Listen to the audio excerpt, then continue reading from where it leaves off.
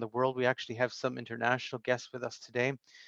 For those who want to watch it again, it will be on the YouTube page. We will link it to the YouTube page for Euthanasia Prevention Coalition after the presentation as soon as we can.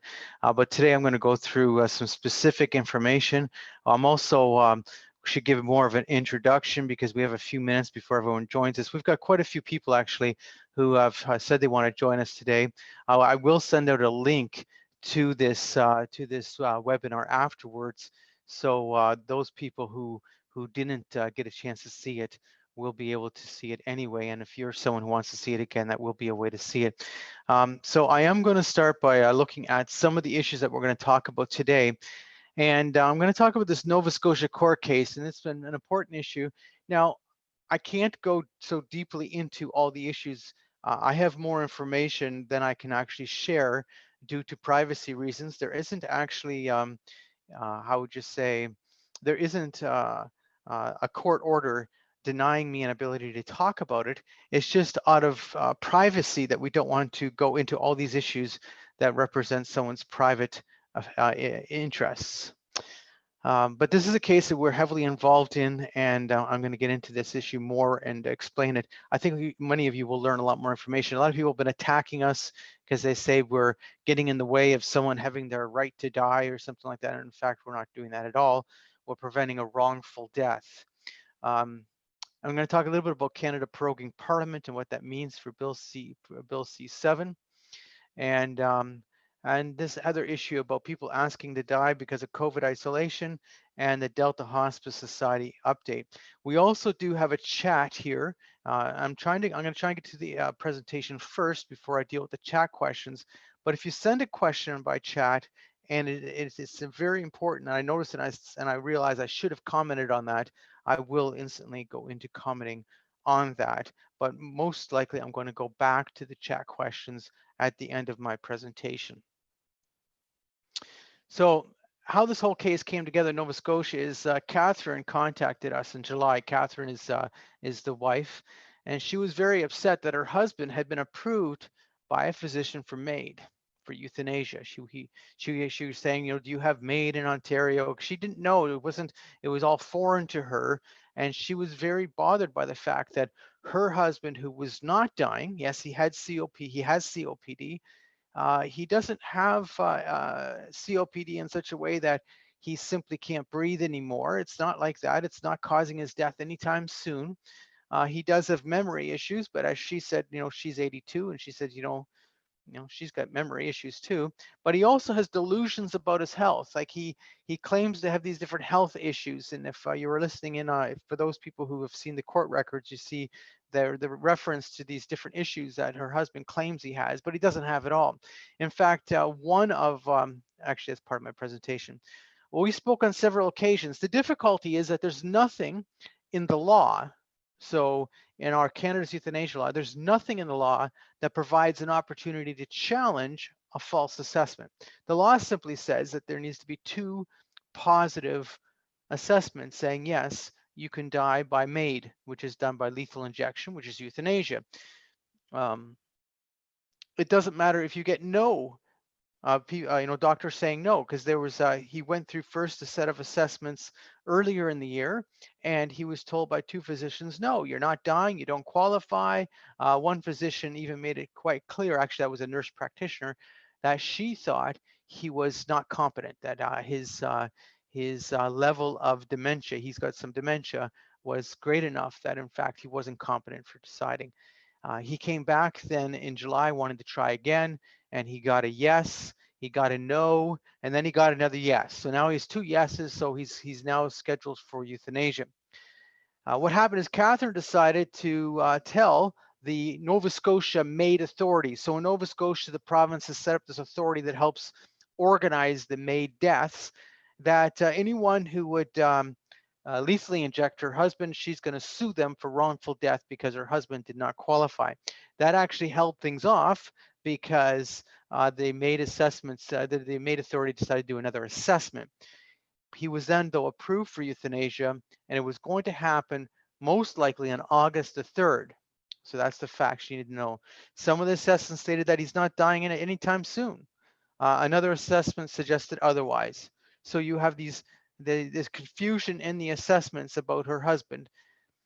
He has issues related to dementia. Some of the assessments stated that he was incompetent. I already made reference to that. They all referenced his dementia. The question was whether he was competent or not. Catherine's convinced that he's not competent, and she's got many reasons for saying that. His final approval for euthanasia was based on, and this is what really bothered her, the COPD, which clearly he's not dying from. He had had a mini stroke a few years ago, and so they added that in. And then they said in there, so they gave 3 reasons for the approval, and the final reason was his age, because he's 83 years old. And she thought there's something really wrong with this. There's just something really wrong with this because she's 82. So you're going to say she now qualifies for euthanasia too? So this is what was going on. And in fact, it seemed to be that the assessments, the final assessments, were being done by the key euthanasia doctors in Nova Scotia. Okay. Catherine claims that her husband has delusional medical conditions because he claims he has medical issues that are not factual. They're like one of the assessments referred to it. A family friend who's a physician, who's not a physician in Nova Scotia, but they've known him since the 1980s. He's a physician in Florida. He has said that this is not new, that in fact, years ago, he had already said that Catherine's husband, he seemed to always want to talk about medical conditions that he didn't have, okay? And so what was interesting about this is that we have an affidavit from this physician who spoke to her husband for about a half an hour previous to the court filings.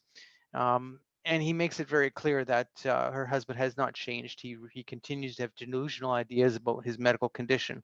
Now, that's not new. There's a lot of people who have these delusional ideas. And I actually asked the question, how many people are being approved for euthanasia based on delusional ideas about their health conditions? Remember, you just need 2 doctors, or a doctor and a nurse practitioner saying yes. And if you have other sort of health issues, they might believe you that in fact you qualify for euthanasia. And if you read the law and how the law is written, you could see that actually qualifying for euthanasia is completely subjective. It's all based on the assessment of the physicians and what they think. So her husband was approved for euthanasia, and he was scheduled to die on August the 3rd. Catherine contacted Hugh Scher. He's a lawyer in Toronto who's well versed on the issues related to euthanasia and assisted suicide. He had been representing us at the Supreme Court of Canada and the lower courts, etc., dealing with the euthanasia law. And he then filed for a temporary injunction and achieved the temporary injunction on July 31st. It was something that was done as quick as they could. Part of that makes it difficult to put together a legal case, because when you file for your temporary injunction, you're actually then putting in for your legal reasons for it. Well, that sort of continues through as you're doing your further legal cases on the situation. So Scher was granted a temporary injunction by Justice Campbell until the case could be heard.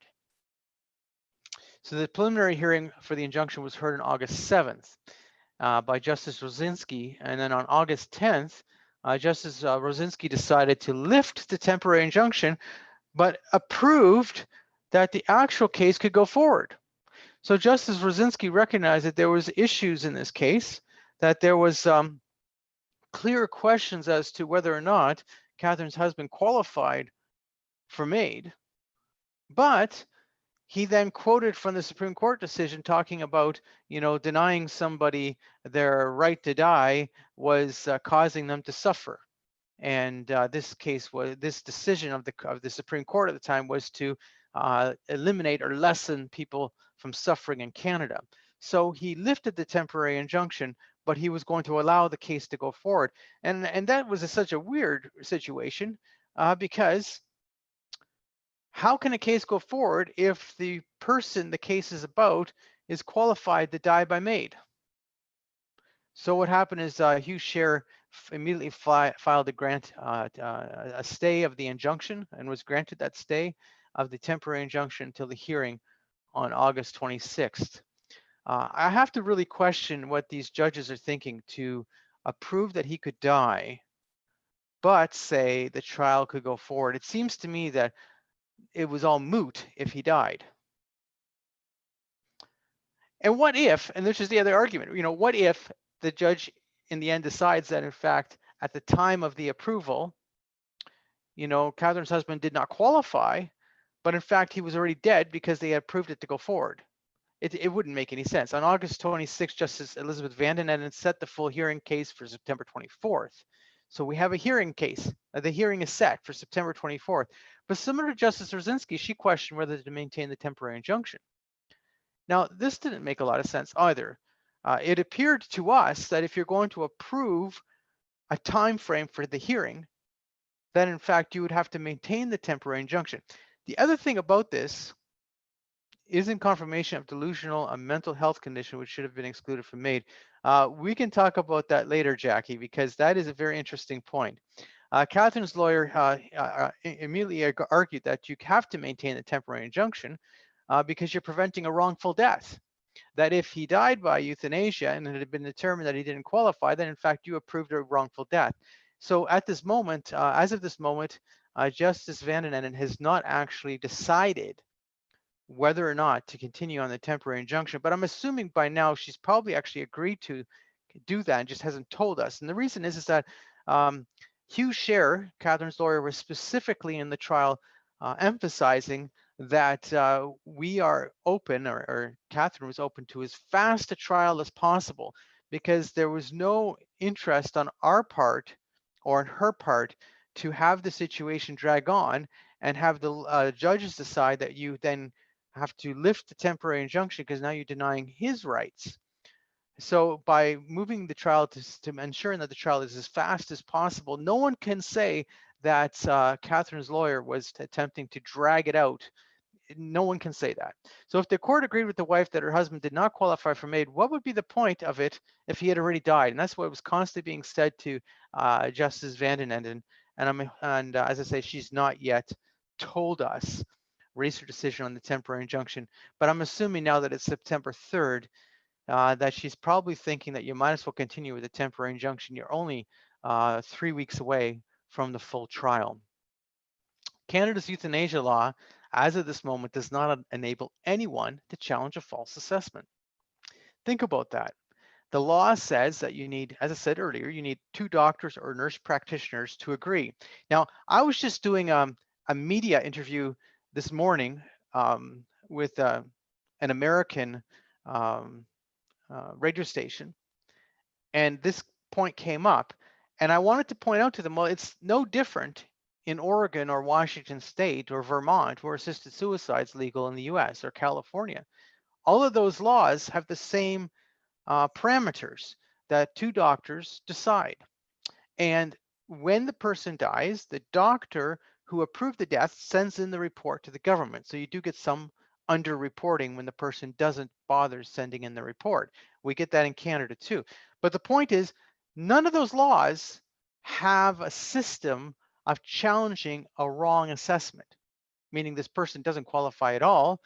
Maybe they were delusional, and yet at the same time, they've been approved because they convinced the physician that they qualified. So the system is a closed system.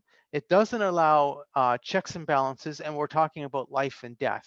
So this is to be very clear. Now, the issue of mental health is interesting that Jackie picks up on, and that's the fact of it is that the different assessments done on Catherine's husband, the one assessment made it very clear that he did not qualify because he was incompetent.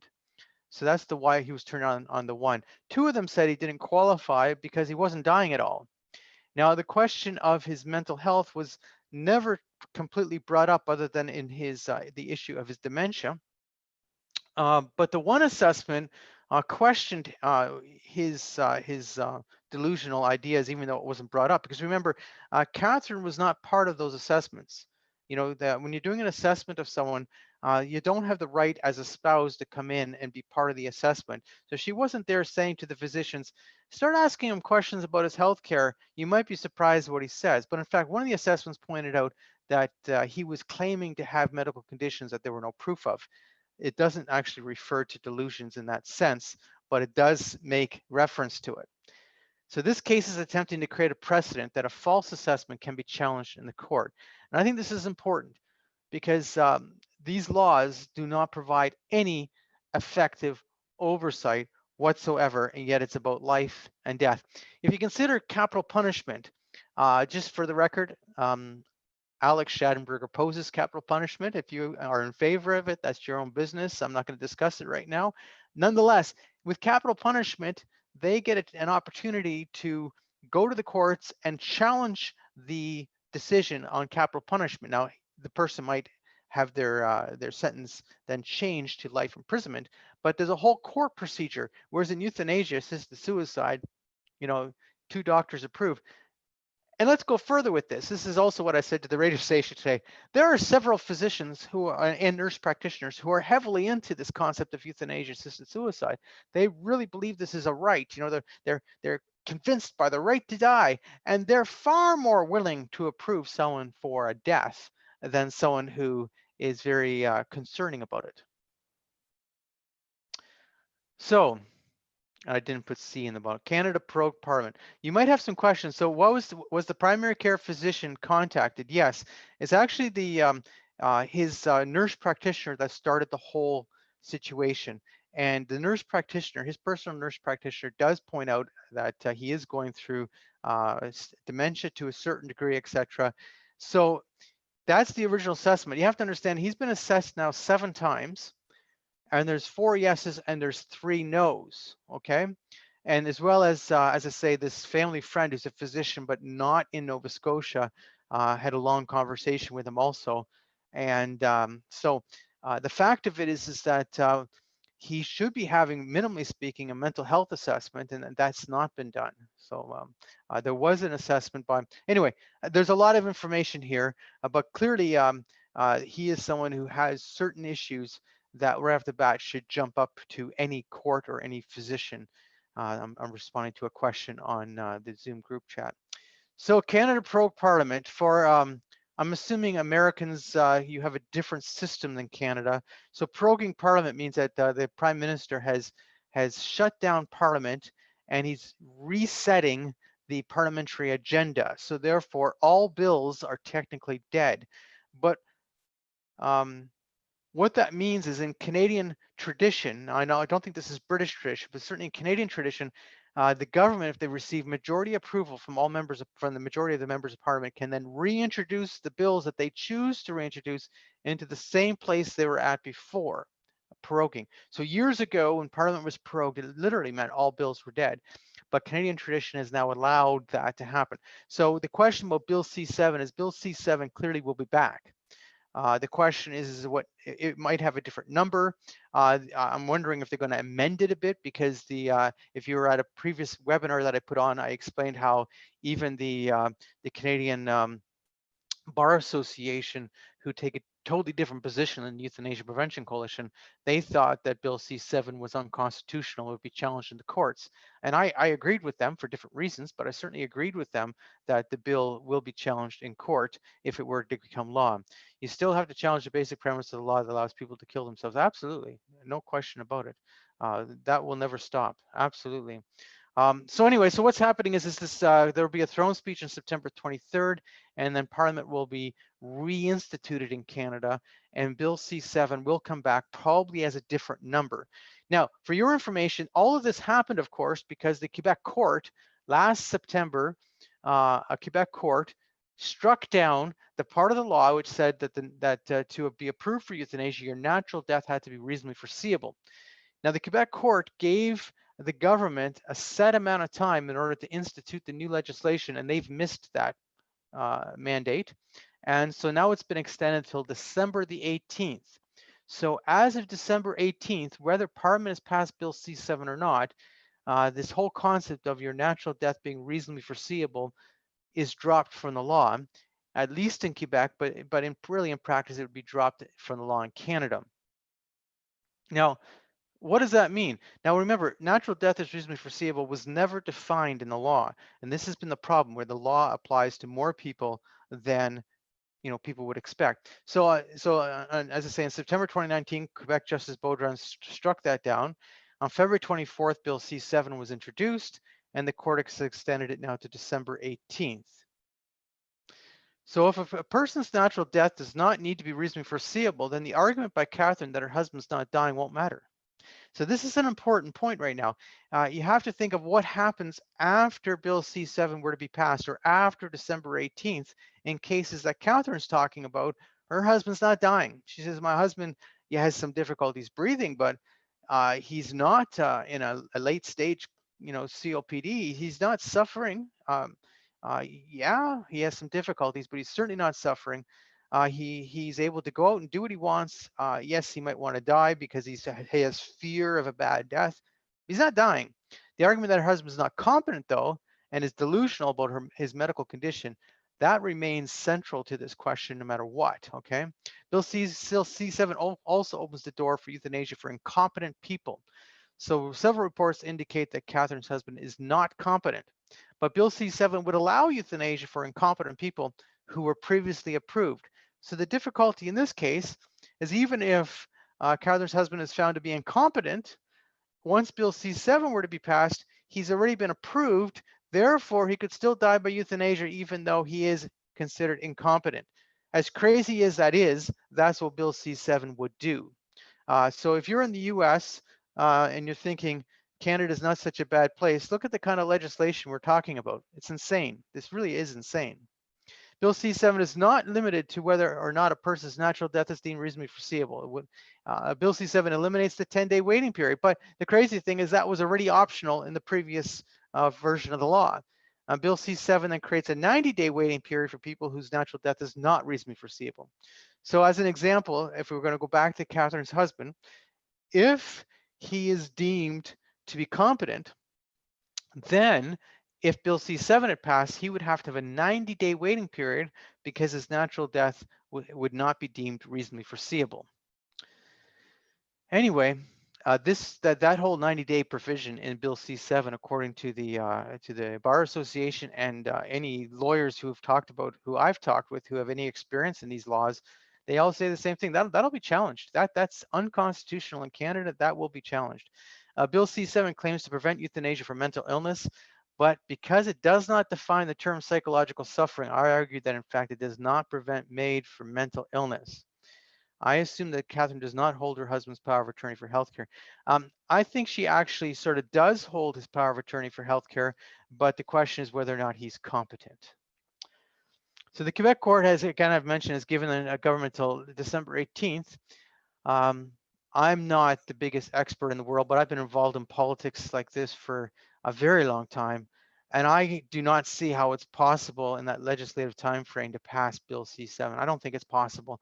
So government returns on September 23rd. It's got to go through the Parliament. It's got to go through committee. It's got to go through Senate in order to receive its final approval. I don't think it's possible. We will urge our members of Parliament to agree with us to demand hearings into the euthanasia legislation.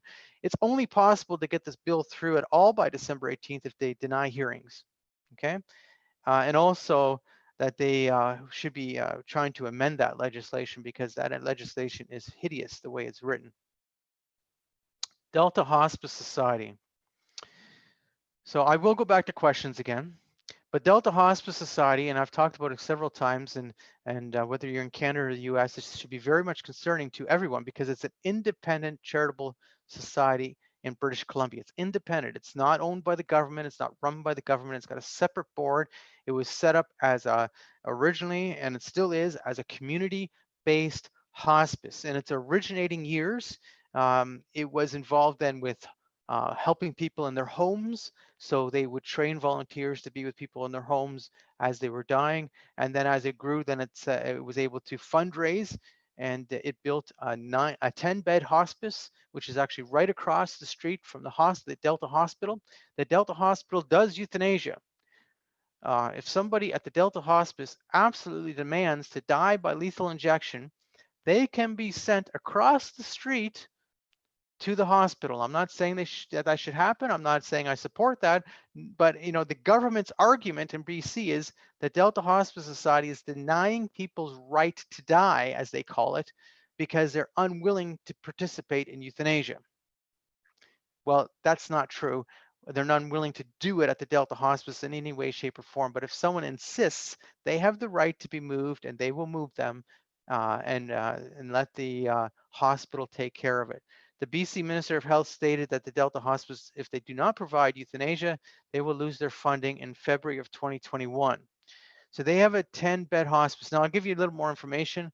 The land that the hospice is on is across the street from the hospital. It's actually owned by the government, the land it's on, and they have a 50-year lease with the government, the Delta Hospice Society. But the building was built by fundraised dollars that the Delta Hospice Society raised. So it was not government money which built the actual building. So as the Delta Hospice Society would say, and their building is very new, and they would say, we raised $9 million to build this. And the government is telling us that you're going to not only defund us, they're insinuating that they're going to expropriate the building. That to me seems ridiculous. So the Delta Hospice Society, they called a general meeting. They wanted to change their status from a secular organization to a Christian organization. Now, they've been accused that they would then deny non-Christians access to the Delta Hospice Society. That has got nothing, they have no intention of denying anybody access to the hospice. What they're saying is the BC Ministry of Health is not forcing faith-based institutions to provide euthanasia.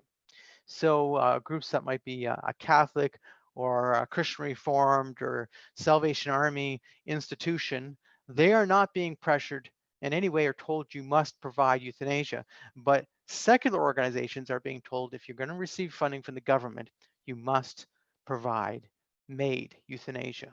So this is what's at hand. So they wanted to change themselves back to a Christian organization now. So just so you understand, the founder of the Delta Hospice Society, who's alive and well, and their whole original group was, it all came from a Christian base. So they're not saying we're suddenly going to change our whole focus. No, what they're saying is we always were a Christian group. We were always an independent group that had Christians involved in it. But they also, their primary purpose is saying, well, we're not going to provide euthanasia, so therefore it's best that we be that. So what happened is a group of citizens in that region who were pro-euthanasia, they challenged that general meeting in the court. Now remember, you're talking about an independent organization. The Delta Hospice Society is not a public corporation per se. It's an independent organization. And they said because the Delta Hospice Society would not accept all membership applications. So as an independent organization, such as maybe Knights of Columbus doesn't accept all membership applications. You have to be somebody who fits the criteria of what it means to be a Knights of Columbus member. They decided that as the Delta Hospice, those people who were intentionally attempting to take over the board, they decided not to accept their membership applications. So the court approved an injunction preventing the Delta Hospice from having that general meeting. And the Delta Hospice has appealed the decision, and it's going up in the courts right now, that whole question. I think this is an important question, even though it's a separate question. As I mentioned, how does this affect other groups who have private memberships and are not public organizations? And I think it's sort of important. I think the reason the judge came down with the decision they did in BC, preventing them from having a meeting and forcing them to accept all memberships, no matter who it is applying, I think the reason they came down with that decision is because the question was not about whether or not you meet at the Moose Lodge or not. It's because it was about euthanasia. This is an interesting story that came out recently out of British Columbia. Seniors advocate Isabel McKenzie is concerned that the health of thousands of BC nursing home residents may be diminished by lockdown rules restricting family visits. So what she is saying, and she is the BC government actually seniors advocate, she is saying that there's significant proof that because we've locked down seniors and they're unable to see their family members, not able to visit, not able to go out of the institutions, that this has severely affected people's health, and in fact, it's leading to death. She reported that some seniors have asked for MAID euthanasia based on COVID-19 isolation and loneliness. And there's actually been a few stories about that I've reported on, and I'll go to one in a minute. McKenzie said, we want to keep people safe from COVID-19, but we are keeping them safe for it's not to, they want them to also to live. So we've seen deaths because of COVID-19 isolation and loneliness. We've seen suicides. And she actually wrote about the fact that there's significant proof that people living in nursing homes, their health on average has been significantly diminished based on the fact that they are isolated. Okay. BC woman Shirley Turton asked her family to arrange for an assisted death, and this was just in the news about 2 weeks ago, because she feels locked into a long-term care prison due to COVID-19. So the media reported that she was depressed, not interested in eating or drinking, and most of all, she was lonely. Now, the story goes on to explain that in the case of Shirley Turton, she was someone whose family visited her regularly, not just once a month. She was regularly taken out of the nursing home and brought to the family farm where they had big family dinners, and she was part of the family, even though in every way, shape, or form, even though she was living in a nursing home receiving the care that is provided there. This is a very important point because her whole purpose for living was affected by the fact that she was in a lockdown for COVID-19. There's a Toronto Star report that just came out today stating that several people on Ontario disability support programs have been asking for aid. So what they're saying is with the COVID-19 lockdown, with the extra financial pressures on people when they're going through this lockdown that we are continuing to go through, even though much of the lockdown is being lifted, but people with disabilities have been affected in a greater way than the average person, that in fact, some people are losing hope and are asking for aid. The one woman in particular is being interviewed. She talks about the number of her friends who have died by suicide, people with disabilities who she knows personally who have died by suicide in the last 6 months or less, and those who have asked for aid. The problem is with the definitions in the MAID law in Canada, most of these people would qualify because they have a disability which is not going to get better. See, people with disabilities were specifically concerned about our euthanasia law, and it was natural for them to be concerned because the language of the law was oriented towards them in many ways. So somebody who has a condition which is degenerative or a condition that will not improve, that they would technically then qualify for euthanasia. People with disabilities tend to be people who have a condition that's just how they are. There's nothing that's, whether they're degenerating or not, that's just how they are. And therefore, they would, in many cases, qualify for euthanasia, depending, of course, on the doctor who's approving them. So I'm bringing up about the compassionate community care now as restrictions lift with COVID-19, it's being activated again. It's now hired someone specifically who's going to be doing training. So the whole idea is once again to focus on training people to be with those who are lonely and isolated. We recognize that loneliness, isolation, and depression are leading reasons why people ask for an assisted death. So even when you're looking at the data as to why people have asked for euthanasia, and you see that data in the Canadian report, though that data does not get down to the brass tacks of why they've actually asked for it. Many people have lived with their health condition for a long period of time, and then at some certain point they lose hope. They lose that feeling of my life should continue. They lose that wish to live or that will to live, and then they seek death by lethal injection. And this is often related to loneliness, isolation, and depression. So the question is that seen as their primary reason, or are they listing as their primary reason that they have a chronic or another type of a medical condition? They're usually going to list the medical condition that's driving the person to request it, but in fact, they have lost the reason to feel that they have a purpose to live. That's why they're seeking death, and this is a serious, serious concern. So we need to be involved. We need to recognize that. Now, I tried to get through this presentation fairly quickly because I was focusing primarily on the case in Nova Scotia. So if people have Zoom questions, I'm happy to take them. There's been several who have come my way already, and I did try and deal with them. People have to understand that the Bill C7, what it does is it does so much more, for instance, than the Quebec court required. The Quebec court said that your natural death being reasonably foreseeable was unconstitutional, that denied people with certain disabilities, well, people with disabilities, denied them their quote, quote, right to die. So that decision is actually quite horrifically written if you're a person with a disability who already feels that your life has been devalued by the culture, because it's specifically saying that if you have a disability, even though you're not dying, your natural death is not then seen as reasonably foreseeable, but because of your health condition, we believe you should qualify for euthanasia. That's what the court decision is actually saying. So it's specifically oriented towards ending the lives of people with disabilities. Can I speak about Dr. McGinty's letter to Mr. O'Toole? I don't actually know about Dr. McGinty's letter to Mr. O'Toole. If you send it to me, I'd be happy to comment on it. But Mr. O'Toole is now the leader of the Conservative Party. Yeah, and he's the new leader of the Conservative Party. I don't actually have that, and I'm sorry I can't comment on what I don't have. Sorry about that. So what Bill C7, so what the previous euthanasia legislation did is it legalized euthanasia, and your natural death had to be reasonably foreseeable, but didn't define that.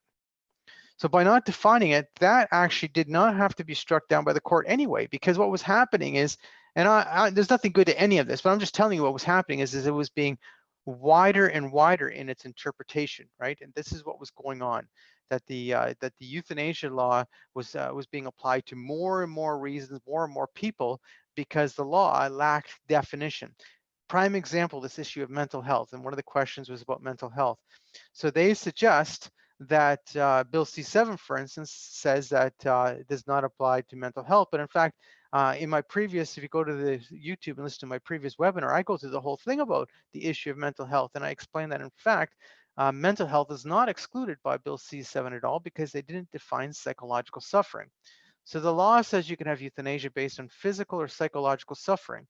Therefore, if your natural death is not deemed to be reasonably foreseeable or does not need to be reasonably foreseeable, therefore, what happens is that if you have psychological suffering, you would qualify for euthanasia.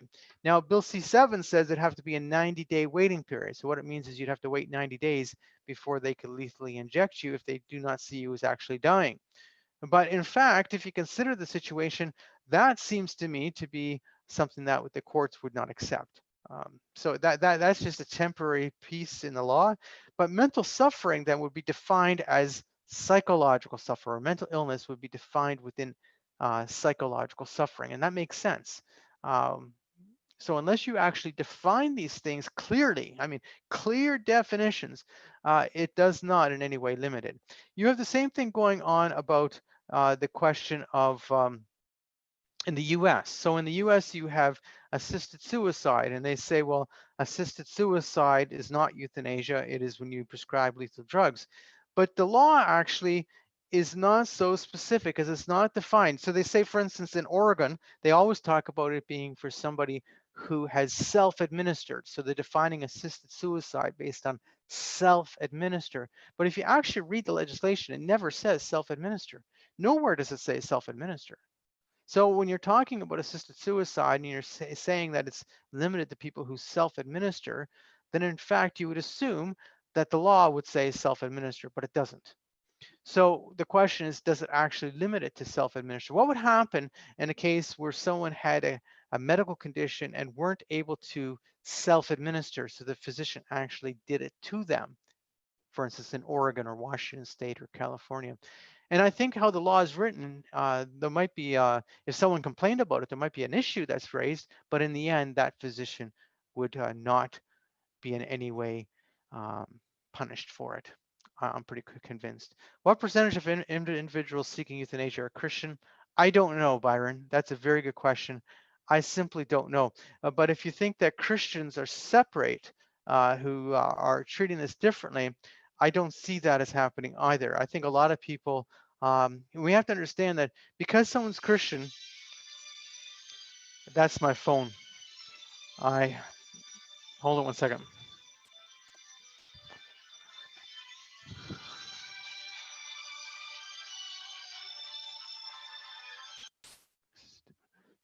Yeah, well, I should have turned it down, but anyway, sorry about that.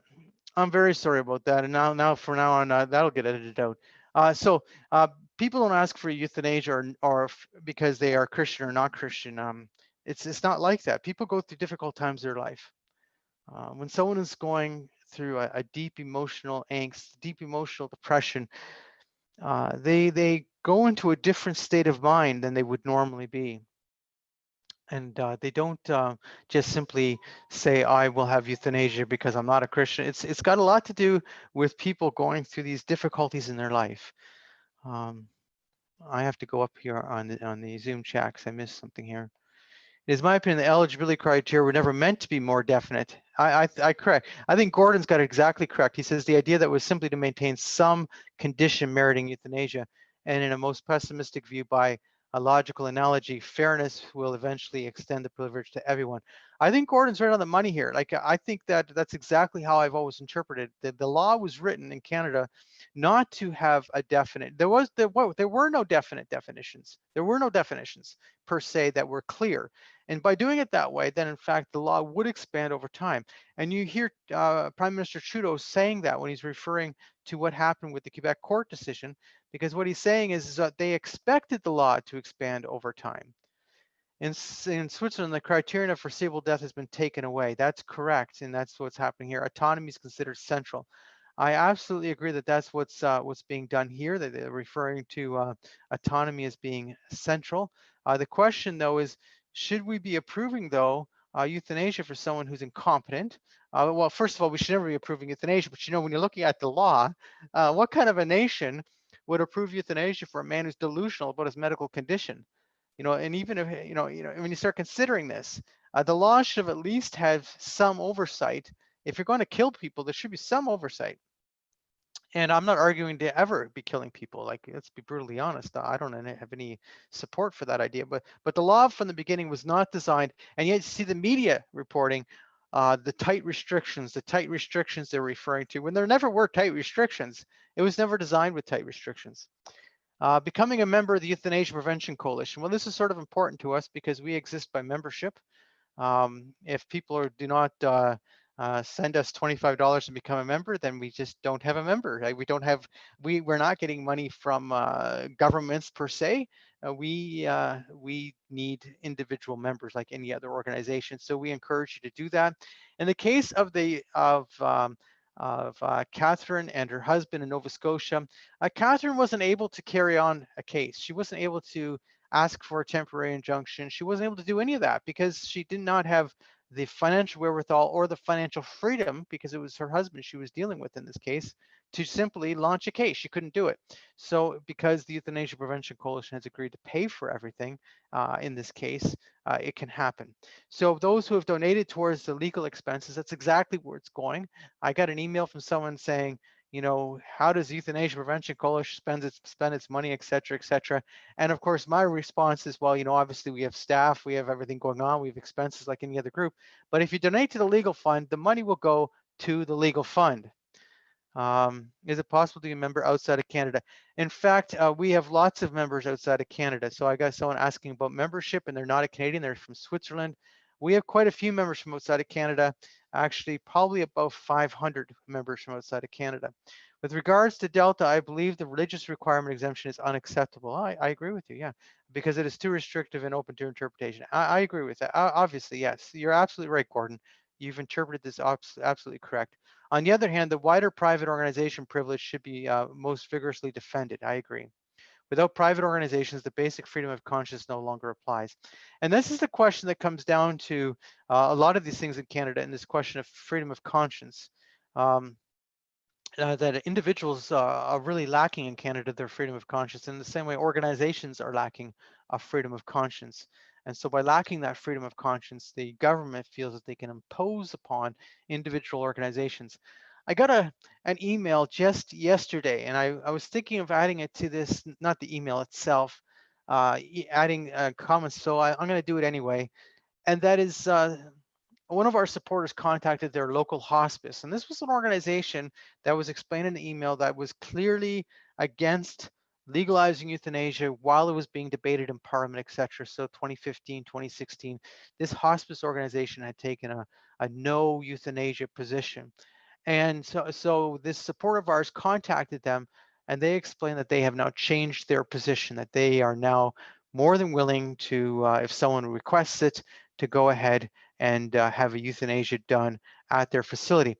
This is a very difficult situation, because what's happened is the government pressure, plus over time people take a weaker place. Then what happens is a group like the Delta Hospice Society finds themselves alone in their battle. And so the major group that you need working together in order to ensure that there's some freedoms, because you have a large group of people working together and you have an ability to maintain some sort of freedom, gets lost. Cam asked me to ask about EPC and Compassion Community Care. They're completely separate organizations. They're legally separate. They have a different board. Compassion Community Care is a charity. EPC is not a charity in any way, shape, or form, charity laws have changed recently, but nonetheless, we are an advocacy group and an educational group too, but nonetheless advocacy. Compassion Community Care exists as a service charity, and that's what it does, and that's all it does. So there we go. I think now it is 2:46, and unless there's some more questions, you can email me at info@epcc.ca. This video will be available soon, and then you'll be able to watch it again or can share it with others. Our hospices fund is 60% by government and 40% by donations. As with other areas, the government using its government funding. Yeah, in fact, the British Columbia original, just Jackie probably knows this, the original funding formula in BC was if a hospice received less than half of its money from the government and more than half from donations, then they would not be required to do euthanasia.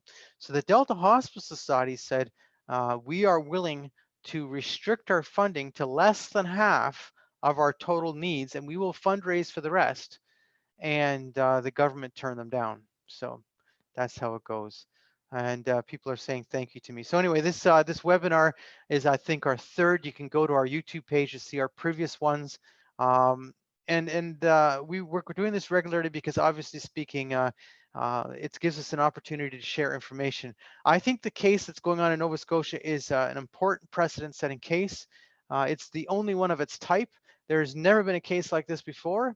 And depending on how this case goes, there may never be a case like this again.